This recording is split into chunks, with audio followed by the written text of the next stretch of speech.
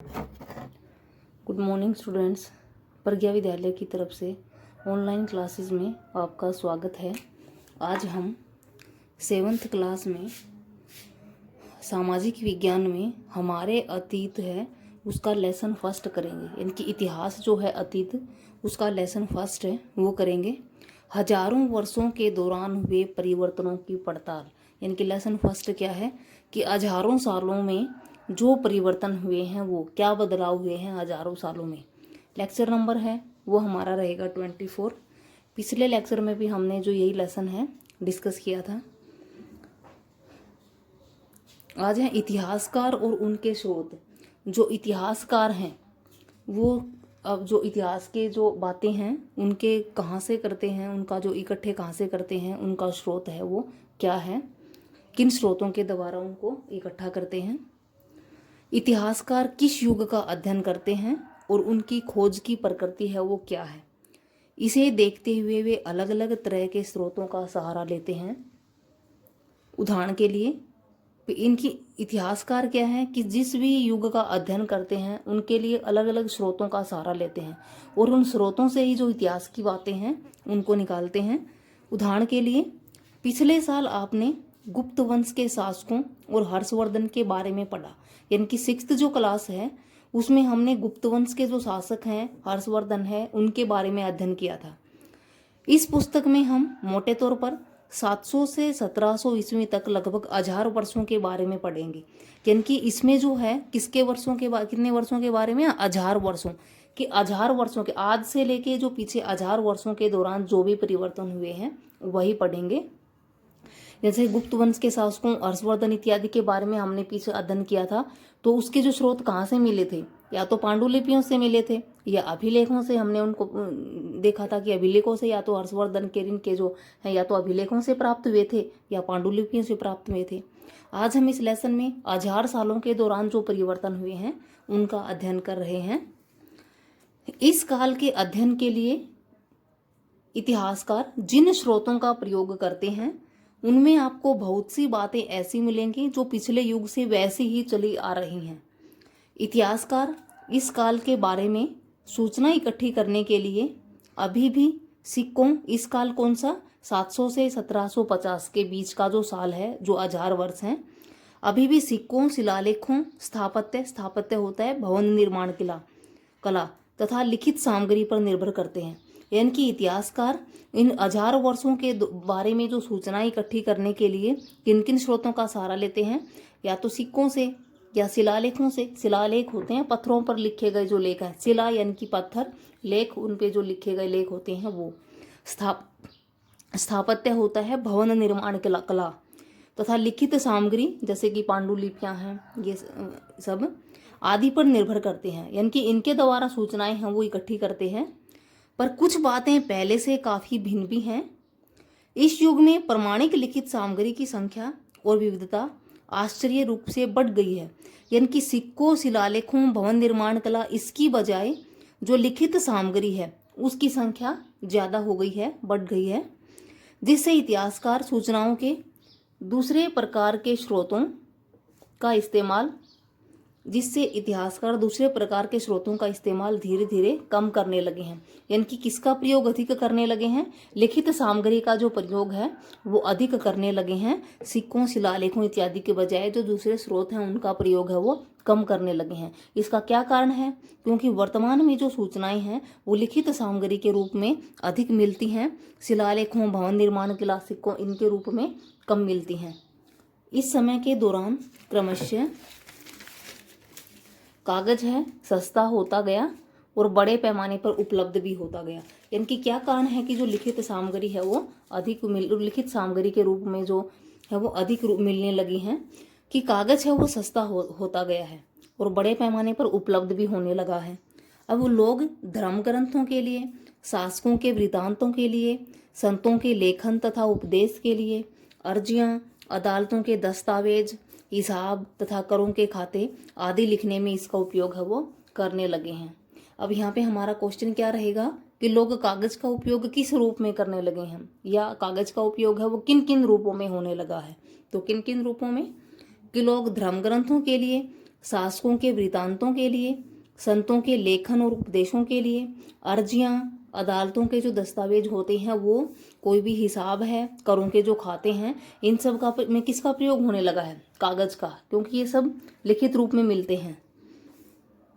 धनी व्यक्ति, शासक जन, मठ तथा मंदिर तथा पांडुलिपियां एकत्रित किया करते थे।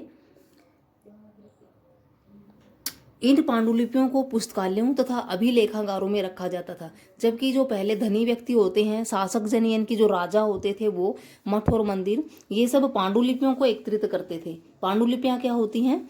जो ताड़ के पत्तों पर लिखी जाती थी। पहले जो पांडुलिपियों किनको कहते हैं, ये भी एक लिखित सामग्री है, लेकिन ये किस पे लिखी जाती थी? ताड़ के पत्तों पर लिखी जाती थी। और अब जो धर्म ग्रंथ, दस्तावेज, वो सब किस पे लिखे जाते हैं? कागज पर लिखे जाते हैं। इन पांडुलिपियों को पुस्तकालयों और अभिलेखागारों में रखा जाता था। यानी कि ये पांडुलिपियां कहाँ पे रखी होती थी? या तो पुस्तकालयों में, जिनको लाइब्रेरी जिसको हम कहते हैं, या फिर अभिलेखागारों में इनको रखा जाता था। अभिलेखागार क्या होते हैं? जैसे हम यहाँ देखेंगे अभिलेखागार कि ऐसा स्थान जहाँ दस्तावेजों और पांडुलिपियों को संग्रहित किया जाता है। यानी कि उस स्थान को अभिलेखागार कहते हैं, या जहाँ पे दस्तावेज जो होते हैं, हमारे जो मेन जो कागज होते हैं, डॉक्यूमेंट्स जो होते हैं, उनको और पांडुलिपियों को संग्रहित किया जाता था। संग्रहित यानी इन पांडुलिपियों तथा दस्तावेजों से इतिहासकारों को बहुत सारे विस्तृत जानकारियां मिलती हैं कि अभिलेखागारों में जो पांडुलिपि और जो दस्तावेज लिखे होते हैं, उनसे जो इतिहासकार हैं बहुत सारी जानकारी जुटाते हैं इतिहास के बारे में। मगर साथ ही इनका उपयोग है वो कठिन भी है। क्या कठिनाइयां हैं इनके उपयोग में, पांडुलिपियों के उपयोग में? कि उन दिनों छापे खाने तो थे नहीं कि पांडुलिपियों के उपयोग में क्या क्या समस्याएं हैं। कि हमें इनसे जानकारियां तो बहुत सारी मिलती हैं इतिहासकारों को, लेकिन समस्याएं क्या हैं? देखिए कि उन दिनों छापे खाने तो नहीं थे, इसलिए लिपिक या नकलनवीस हाथ से ही पांडुलिपियों की प्रतिकृति बनाते थे। प्रतिकृति क्या होती है? यानी कि वैसे का वैसा, कॉपी जिसको हम बोलते हैं। जैसा पांडुलिपियों में लिखा गया है वैसा ही हाथ से लिखा जाता था। प्रतिलिपियां बनाते समय लिपिक छोटे मोटे फेरबदल करते चलते थे, कहीं कोई शब्द और कहीं कोई व्याख्या। इनकी जैसा पांडुलिपियों में लिखा होता था उसमें थोड़ा बहुत फेरबदल है वो कर देते थे।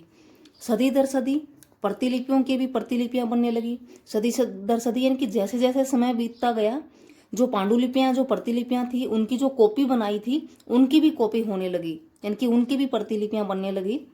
अंततः एक ही मूल ग्रंथ की भिन्न भिन्न प्रतिलिपियां एक दूसरे से बहुत ही अलग हो गई। यानी कि ग्रंथ एक है और उसकी बहुत सारी जो कॉपियां हैं, बहुत सारी जो प्रतिलिपियां हैं, वो अलग हो गई हैं।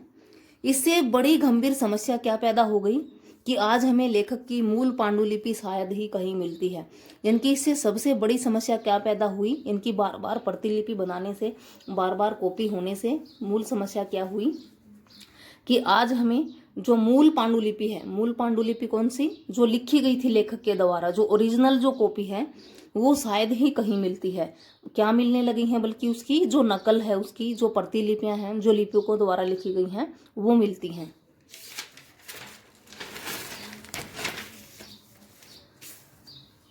हमें बाद के लिपिकों द्वारा बनाई गई प्रतिलिपियों पर ही निर्भर रहना पड़ता है। यानी कि मूल पांडुलिपि है वो नहीं मिलती है, बाद में जो लिपिकों द्वारा बनाई गई जो प्रतिलिपियां हैं उन्हीं पे निर्भर रहना पड़ता है। इसलिए इस बात का अंदाजा लगाने के लिए कि लेखक ने क्या लिखा था, इतिहासकार प्राचीन स्रोतों का सहारा लेते हैं।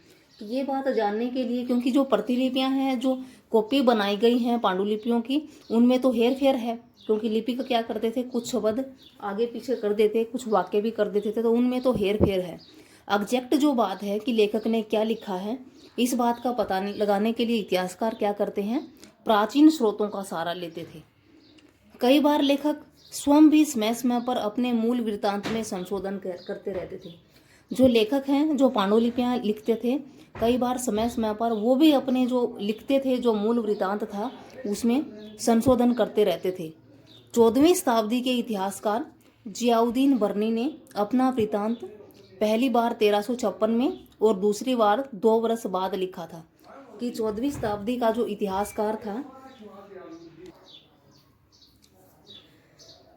14वीं शताब्दी के इतिहासकार जियाउद्दीन बर्नी ने अपना वृत्तांत पहली बार 1356 में लिखा था और दूसरी बार 2 वर्ष बाद लिखा था। यानी कि खुद जो लेखक था वो भी अपना जो मूल वृत्तांत था उनमें संशोधन करते थे। उसने पहली बार तो 1356 में कब लिखा कि जियाउद्दीन बर्नी ने अपना वृत्तांत कब लिखा था, पहली बार 1356 में। उसके बाद 2 वर्ष बाद उसने दोबारा से लिखा और दोनों में अंतर है। जो 1356 में लिखा और 2 वर्ष बाद जो लिखा, दोनों में ही अंतर है। लेकिन 1971 तक इतिहासकारों को पहली बार वाले वृत्तांत की जानकारी ही नहीं थी। अब इतिहासकारों को तो जो पहले लिखा था 1356 में उसकी जानकारी ही नहीं थी 1971 तक। उसके बाद पता चला है कि जियाउद्दीन बर्नी ने 2 बार अपना जो वृत्तांत है वो लिखा है। तो इस तरह से जो मूल जानकारी है वो अधूरी रह जाती है। यह पुस्तकालयों को विशाल संग्रह में कभी दबा पड़ा था। जो ये पहला वृत्तांत था ये पुस्तकालयों के विशाल जो संग्रह थे उनमें ही कहीं दबा पड़ा था, जिसके इतिहासकारों को जानकारी ही नहीं लग पाई। तो ये हमने क्या अध्ययन किया कि इतिहासकार और उनके स्रोत। जो इतिहासकार जो इतिहास का अध्ययन करते हैं, जो बीती हुई बातों का अध्ययन करते हैं, इतिहासकार हम किसे कहते हैं, जो बीती हुई बातों का जो अतीत का अध्ययन करते हैं, वो अपने स्रोत कहाँ से लेते हैं, क्या क्या स्रोत लेते हैं, किन किन स्रोतों का सहारा लेते हैं, क्या क्या उनमें समस्याएं आती हैं, ये सब। Thank you students. इसी के साथ ही जो आपका होमवर्क है वो क्या रहेगा, जो आपको फेयर नोटबुक में राइट एंड लर्न करना है। क्वेश्चन फर्स्ट है, पांडुलिपियों के उपयोग में इतिहासकारों के सामने कौन कौन सी समस्याएं थी। यानी कि पांडुलिपियों का प्रयोग करने में जो इतिहासकार हैं उनके सामने कौन कौन सी समस्याएं थी। मेन क्वेश्चन है, इम्पोर्टेंट क्वेश्चन है। क्या क्या समस्याएं थी कि फर्स्ट है, उन दिनों छापे खाने नहीं थे, इसलिए लिपिक हाथ से ही पांडुलिपियों की प्रतिलिपियां बनाते थे। अतः उनकी लिखाई को समझने में कठिनाई होती थी कि छापे खाने तो थे नहीं कि भी उनके छापे खाने जो प्रिंट कर सकें, उनको छपाई कर सकें, तो हाथ से लिखते थे लिपिक उनको, पांडुलिपियों को।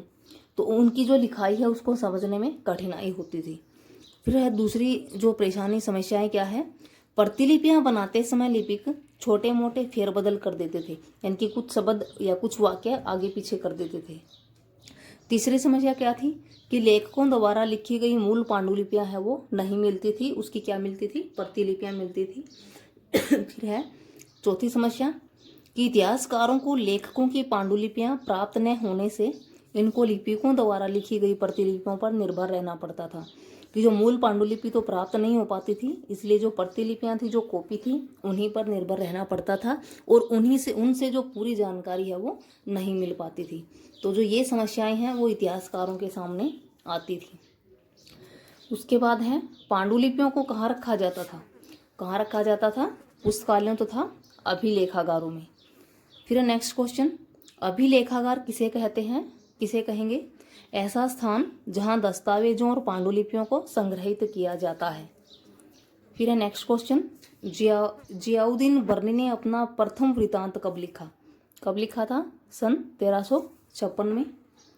फिर है नेक्स्ट क्वेश्चन, लोग कागज का उपयोग किस किस रूप में करने लगे, किस किस रूप में करने लगे, लोग धर्म ग्रंथ, शासकों के वृत्तांत, संतों के लेखन तथा उपदेश, अर्जियां, अदालतों के दस्तावेज, करों के खाते आदि के रूप में कागज का उपयोग है वो करने लगे हैं।